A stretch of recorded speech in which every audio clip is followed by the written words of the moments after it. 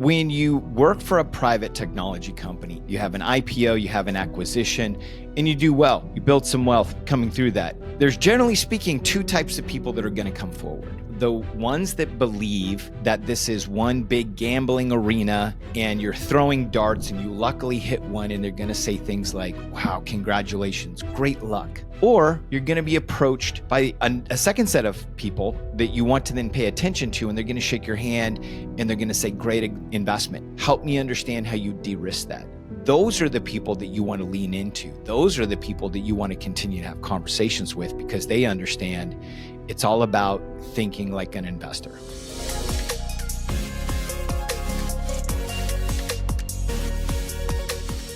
Welcome to Tech Equity and Money Talk. I'm your host, Christopher Nelson, and today has got to be the most requested episode ever.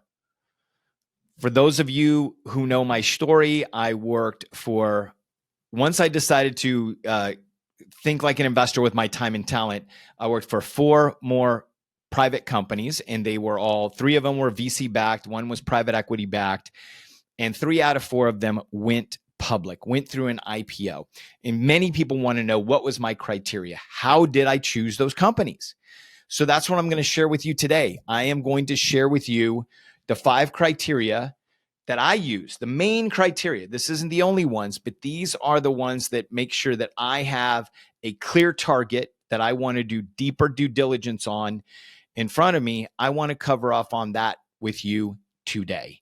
Before I get into that, I want you to know, whether you send an email to ask@techequityandmoneytalk.com, or you fill out the contact form, or you reply to the newsletter, I listen, and I want to create content that is important for you, that you want to know.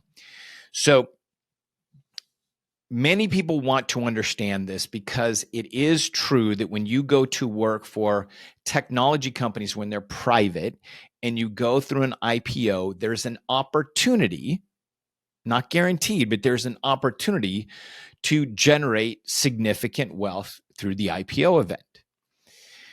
So I want to ground ourselves out in what we've learned so far. So if you've been listening to this series, last week I spoke with Brian Feroldi, and if you haven't listened to that episode, it was where I sat with him as somebody who evaluates stocks, who was also a technology employee and traded time and talent for equity. How would he evaluate public technology companies to go to work for?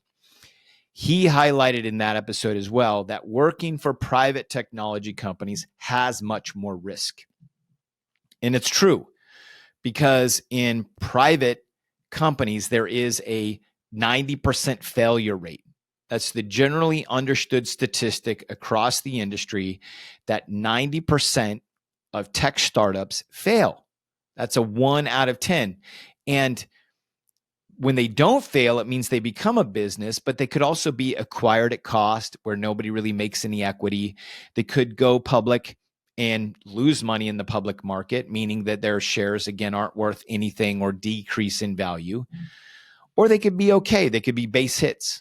And then there's also the home runs. So understand that when you're trading your time and talent for equity, you want to look at your financial goals first and understand what is going to meet your financial goals.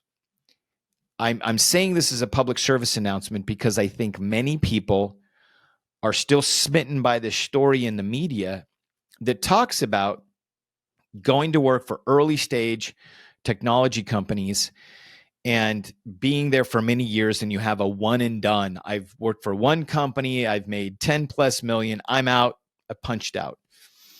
Well, that is a way to do it, but it is a harder road, and it requires a lot more due diligence and understanding of investment to really make that successful. What I try to educate people on in my podcast is that the way that I've seen working for equity done successfully is people who have gone to work for public established companies they start getting public company equity that is liquid, that is growing in value, and they can trade it frequently and have flexibility when they trade. they start building a financial fortress. They understand what great companies look like. They build skills, and then they start moving to higher risk activities. I immediately think of who I've interviewed on the show, Ritendra Datta. If you go to the first episode that I did with him, in that particular episode, he spoke about the fact that he's been working for smaller and smaller companies, started Google, then he went to Meta. Now he's at a pre-IPO company in Databricks. It's a strategy. So I want to make sure and predicate all of this because I made a choice where I was in my career. I was in the middle of my career. My wife and I still did not have any children at that point. So we were, managing our own finances and expenses because both of us were working, made a decision to go for a higher risk opportunity. You have to make that decision for yourself. And so that's important that when you're thinking like an investor, you always focus on risk first, and you'll understand that that's also part of this criteria that I'm laying out today. So the reality is startups fail. And it's important that we look at what are some of the main reasons why startups fail. Lack of product market fit is 34%. So 1/3 of the failures has to do with lack of product market fit, meaning it's engineering, it's an interesting idea, but there's really no market for it out there. So that's critical for you to understand. 22% fail because of marketing problems. 18% team problems. Those are the three largest issues. So when you understand the issues and the reasons for failure, when you think about your criteria, and this is how investors think, is they always want to remove risk. So if there's a risk of lack of product market fit, that means that you want to look for a company that has great product market fit. If there's marketing issues, you want to look for a company that has an established marketing leader. And if there's team problems, then where has there been a leader, a company that has created a great culture where people are focused in the right direction? It's important for us to understand these failures because we want to build that into our criteria. So when you think about a criteria for selecting a private company that you want to go to work for, you want to make sure that you have a clear plan, that you have clarity in what you're looking for. And you're also looking for an edge. You're looking for a company that has something special that's different. You're investing your most precious asset, which is time. And so ensuring that you are approaching this with a level of due diligence is important, because the question that you need to ask yourself when you are going to work for private technology companies where the equity is not liquid and you want to get it to that liquidity event is, how much time are you willing to lose? How much time are you willing to work for this company and the equity may be worth nothing? How much time are you willing to work for this company? You're not sure if the equity is going to be worth anything, and you may need to, because there are options, you may need to pay for that equity. Those are important things for you to understand and ask questions. The other thing that you want to ask yourself the question is, what size of company makes sense for your skill set? I made a mistake when I went to work for my very first startup company. I had left Accenture and was working for large Fortune 500 companies. I was working in managing very large teams of 50, 100 people. And I went to a very small startup where there was, less than 30 of us. That wasn't the greatest fit for my skill set. I didn't have a lot of experience in that arena. That was one of the biggest things that I learned, is that my skill set of scaling, of taking companies that have some established process and scaling and owning a specific piece of work, is a better fit for my skill set than going to a much smaller company and building out a function. That just is. And so you need to make sure that you're asking yourself that question too, because when you're choosing these companies and you're looking at these roles, It's really important that you understand where you are going to deliver results, where you are going to bring success, because that is what's required to be successful in these private equity companies, because they have a long hill to climb. So without further ado, I want to get into this criteria. So the first thing that I always look at is I want to evaluate the product, the solution that it solves, and the buyer. The product, the solution that it solves, and the buyer. This is important because this is going to be the commercial engine behind whatever you're doing. So if you can understand what is the product and the problem that it solves and where that fits into the marketplace, you can then start understanding how big is what they call the TAM, or the total addressable market. So for example, when I was evaluating to go to work for the company Splunk back in 2011, I think I started having some conversations in late 2010. This was the opportunity to look at unstructured data. There was not a lot of companies that were doing unstructured data in real-time analytics, and it solved the problem very well. And it also had a lot of different use cases that it could fill. So this is where it had a lot of opportunity, a large total addressable market. The other thing that it had is I could look across and see that this was going to be purchased by the IT department. I had been working as a consultant in IT. I understood IT, the way that IT worked, the way the buying function worked, the way the budgeting process worked. So it was clear to me on how there was a need for this product and who the buyer was. It's important for you to consider this because there's a lot of choices out there. You can have products that are being purchased by the legal department, products that are purchased by the marketing department, right? The marketing department gets a lot of new tools thrown at it. There's always a lot of new marketing tools, so that it has a stack that may have a lot of churn, where IT departments can have a technology stack, and some of that stack can be very sticky. It's hard to change.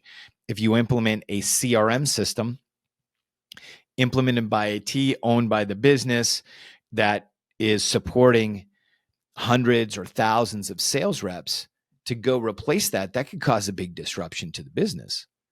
That's sticky, right? So understanding your buyer, understanding, what is the stickiness of the application, and then understanding what's the problem that it solves is really important. Asking questions like, would you use it? Do you understand the problem that it solves is important. I also want to call out that there's, plenty of B2C companies, business, so they're businesses that sell directly to consumers. So then you have to ask yourself, well, if I'm selling to that, how do I know when the consumer is buying? And then the consumer is going to be buying hundreds of dollars at a time, maybe thousands of dollars, versus a enterprise is going to be buying hundreds of thousands of dollars or millions of dollars at a time. So when you start thinking about going to work for private companies, analyzing the product and what problem it's going to solve, how sticky it is, and who's going to buy it is number one. That's what you need to understand first and foremost, because if you don't have a thesis for that, of how that's all going to work, and you can understand clear line of sight to how this business is going to grow, then you're not investing. This is where then people start throwing dots. Well, I think it's going to work out. Well, some of the investing is really creating a thesis. It's applying the scientific method, where you're applying a thesis. You want to see how it plays out. And if it's not, as an investor, you can continue to buy more, so you can invest more time. You can hold, well, let me see, are we threading some things? I'm not going to do anything. I'm just going to observe for a while. Or you sell, like get out. And this is where criteria number one is the product. And so number two is customer sentiment. I think in this day and age where you can go and see how customers feel about products publicly, it is really straightforward to start understanding how customers think about these products. Now, it could be a scenario where you could be working for a startup company that's pre-customer. That puts more onus on, number one, the product itself and the solution that it's solving. How much clarity do you have that it's going to solve an important problem? How much clarity do you have that there is going to be a buyer for that product? If you don't, it ratchets up the risk. And that's important for you to understand, because investors, we're constantly trying to analyze risk and remove it. It's called mitigation. How do we actually solve this? And if not, that means that we move on. So number two, customer sentiment.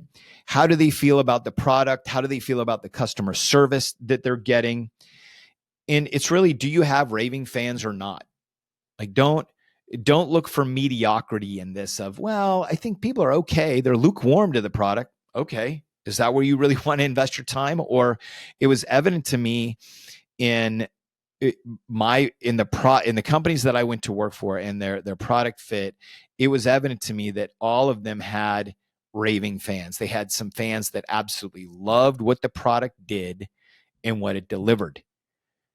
I can think about GitLab had a phenomenal community of contributors that were contributing to the product, that supported the product, that were working on it at all different levels, that you could go and read what their sentiments were about the actual product. Same thing with Yext, same thing with Splunk. There were people that in communities, and this is a tell as well, as when you have when you actually have conferences, when you have communities being built and people are attracted to it. If you are looking at, the product criteria, the buyer criteria, number one, and then you're looking at the customer criteria, all of this right here is going to give you a significant indicator of whether you have a company that's in a growing market that solves a critical problem that customers adore. Because when you have customers activated for you, and I saw this happen multiple times at the companies that I worked for, is they would then advocate for the product. They then became part of the sales team. You need to try this. They call that the NPS, the Net Promoter Score. And those are some things that in interviews you can ask for. Do you know the Net Promoter Score, the NPS score of the product? How are people reacting to it? That's an important and viable question for you to ask. How do people feel about this product that I am going to trade my time and talent for shares of this company? What are they thinking about it? So product, the fit, and the buyer is number one. Number two is customer sentiment. Number three is the leadership team. Been there, done that experience. When you are getting ready to go through a public event, or you're building a company to grow and scale, if you have somebody that has been there and done that already as member or members of the team of the executive suite, so you're thinking about especially the chief executive officer, the chief revenue officer, the chief financial officer, chief marketing officer, whoever has had that public company or scaling company experience is going to be critical in that phase of the game, because it goes back to some of these problems, right? If you have a lack of product market fit, a chief executive officer is going to say, we need to solve that problem. I would argue you wouldn't want to go to work for that company in the first place if that's not clear, but people have solved those problems before. They have turned companies around, got them focused. Marketing problems. If you have a marketing leader, you have a great product market fit, and it just needs to be marketed better. A leader can change that.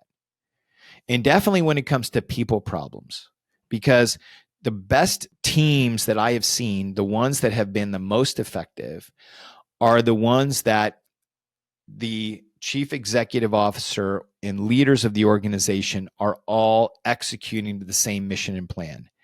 Nobody is trying to build their own kingdom. Nobody is working against the leadership team. Everybody is rowing the boat in the same direction, and they're getting people to move that way too. I think the other thing is to understand, what are these executives' reputations, and being able to get a feel for how they execute. That's important for you in understanding if this is going to be a right fit for you in the organization. And it's also important to understand that as companies start getting ready for certain events, sometimes you will have a startup CFO who hasn't had public company experience before. They get rolled off the team and they bring on a CFO who understands that relationship and going forward. So sometimes there are changes in the team that are so important. The other thing, and this is a tip I will give you that I think is so important, is you want to look for a leadership team that's balanced between engineering and business. There are companies out there that are so focused on engineering and the beauty and the delicacy of what is engineering, but they don't understand the customer focus. They don't understand sales, that the CEO is actually the lead sales guy, that they can have some challenges and meet some headwinds. The teams that I've seen the most successful have a phenomenal balance between engineering and building great products that have a very significant product market fit. They have ecstatic customers, and ones that can go sell and put together a very clear business plan that they're continuing to meet or beat every single quarter. That's when these teams, really get humming. And so you want to understand, as these leaders come together, what's the culture that they create? Because it is so important when you are in these growing and scaling companies that is going to involve a lot of hard work, right? It's at these companies, there was a ton of hard work. You want to understand what's the culture that they're creating. And I can't say enough that who these leaders surround themselves with, who's on the board of directors, you should be able to look in that ecosystem and understand who's had the exit, who's had the success, and how does this all come together. And that rounds out the top three, right? So you have the product, the buyer, the customer sentiment, leadership team. Number 4 is the financials. Do not sleep on the financials. And I get the fact that this can be a challenge in private companies.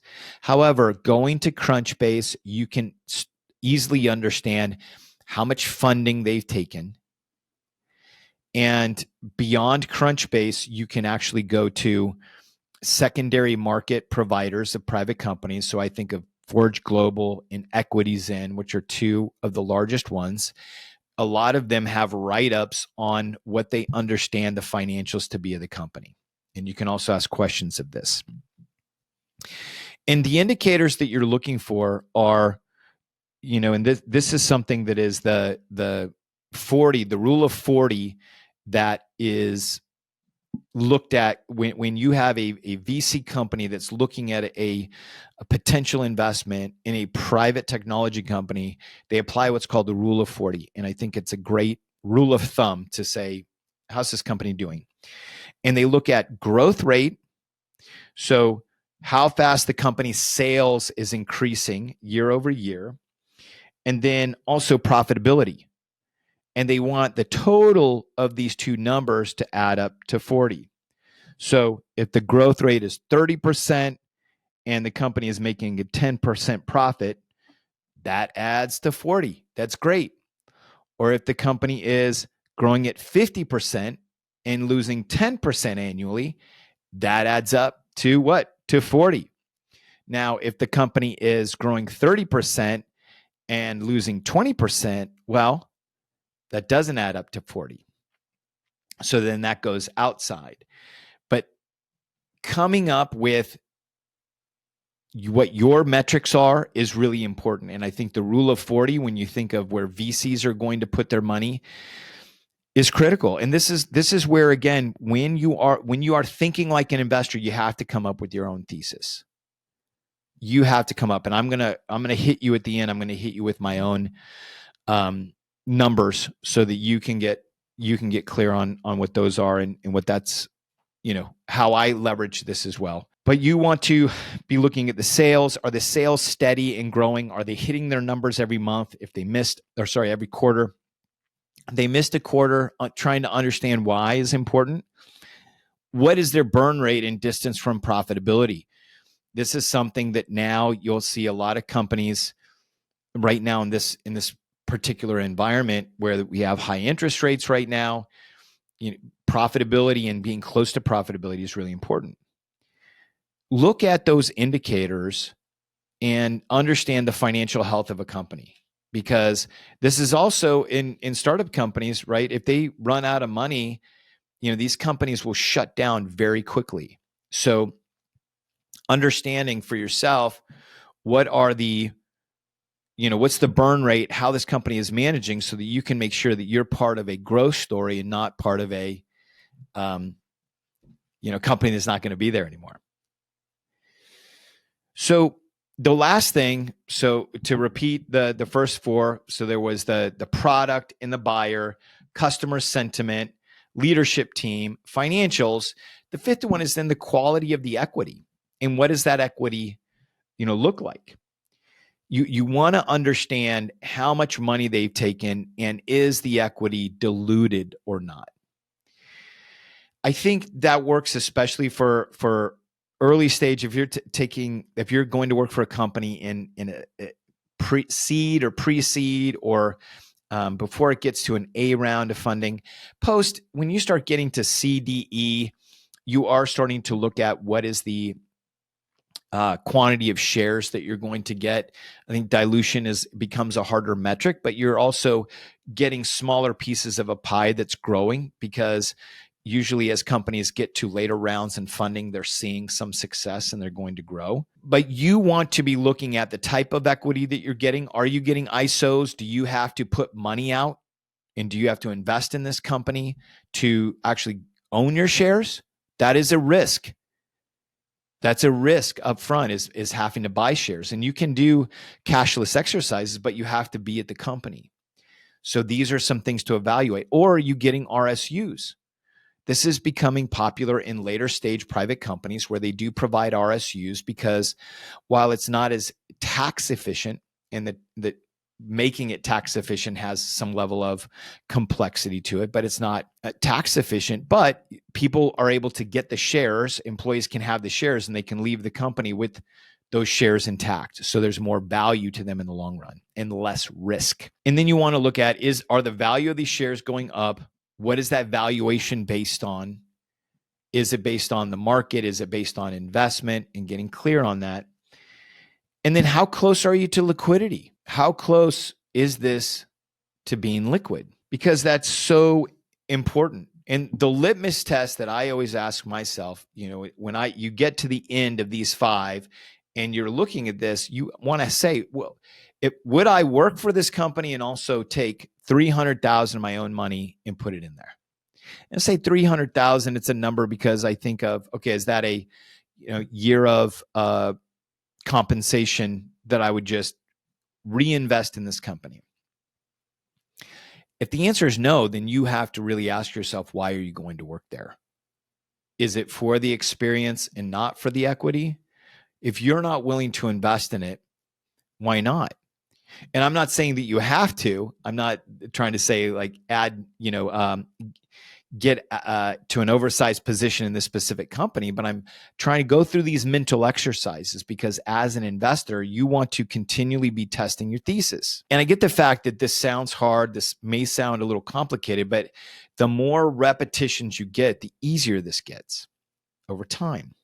So let me walk you through quickly what was my criteria for a 3 out of 4 win rate. So going back to the beginning, so the product and the buyer, I always was looking at B2B companies that were selling into IT, specifically looking at whether IT or did it have a security use case? Was it selling into business applications? Those were things that were important to me. I wanted to make sure that it was growing market and predictable budgets. Those were really, really important to me. Were these markets growing? Were there was the budget dollars being allocated? Because then, to me, the revenue, my thesis was that revenue became more predictable. I also wanted to make sure that this, had some sort of monthly recurring revenue, quarterly recurring revenue to it as well. So that this was, dollars, once they made a sale, dollars were constantly coming in. Customers, I wanted customers that were raving fans. I wanted customers that were part of the sales team. We're doing a lot of the sales for it because they love this product so much. Having IPO leadership in the sales team was important, whether that was there then, whether that was on the board of the directors. And I would see, as we got closer to the events, I would see different members swapping out and then bringing in key people that would be able to take them through the IPO. I mean, I think of the 3 companies that I saw that went public had CFOs that had gone public before, and that was essential. They would also be changing out. Sometimes it would be a chief marketing officer, chief sales officer. They would make these different types of changes so that the company was ready. I wanted there to be a minimum of 50% year over year growth. And I wanted to make sure that that expense ratio, there was just like 10%. It was very close to profitability. That was my minimum criteria. Now, generally speaking, I was working for companies that had higher growth rates than that. But that was my minimum criteria when I was looking at different companies. And then for the stock, I wanted, anything that was 12 to 24 months from an IPO event. Now, part of this was how I structured and created my role. My role for leading business applications team, positioned myself with an understanding of SOX, Sarbanes-Oxley compliance, so that my phone would ring, opportunities would come my way when companies were looking to go public, because they would then look for resources that would help them through those events. They would look for this type of skilled employee. So that's something that's important for you to understand, is that there's techniques and strategies that help you position yourself to be more sought after. So let me give you I'm going to give you 3 quick strategies right now to de-risk that these were my non-negotiables. And this was looking at the team, because I know that people who had been successful before in working for private companies, the things that they looked at was been there, done that. There had to be some key people that had that experience. Number 1. Number 2, understanding the market, the multiples, and dilution, meaning the valuation of the company, being able to understand why the company was being valued that way, and was it overvalued to the market, undervalued to the market, is so important. You have to have your own opinion about this, because it's easy for companies to get overvalued. We've seen this recently. They get overvalued quickly and then they lose that value. Well, for you as a shareholder, if you don't understand that, you need to, because you want to, if you start seeing a lot of things change around that, you may then need to make a decision. Is this the right location for me to continue to trade my time and talent for equity? And the third thing is, you want to de-risk a lot of the things that I was talking about. Is you want to go into your network. You want to understand people who work for the company, who understand the leaders, who understand the founders, who know the product. You want to do a lot of what's called backdoor interviews, where you're just trying to gather information on the company. You're interested in going to work there, and you want to understand these factors. So thank you so much for joining today. I hope that you enjoyed that. I think this is it. It's not rocket science. It's not. The reality is, it's relatively straightforward. When you start executing a process like this, the first few times, like anything else, it is going to feel challenging. The more you get repetitions in, the more you understand it, the more that you can make better decisions. And I'm not the only one. If you go to episode 3, you can listen to Brian Weiss. He is working for his 4th pre-IPO company right now. And that guy has been 3 for 3. And it was DocuSign, Snowflake, and GitLab. And now he's working for 6 cents. These are other indicators that people use as you look at people who worked for other companies, had success, and say, I want to go be on their team. The more you spend time learning about how to think like an investor with your time and talent, the more you're going to understand how this works.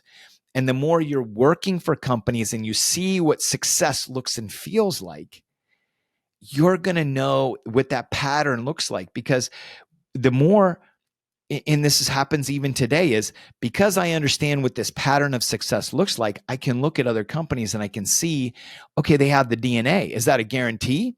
No, but it's an indicator and it allows you to reduce risk. So I could continue to talk about this. I love this subject, but thank you so much for those who requested this.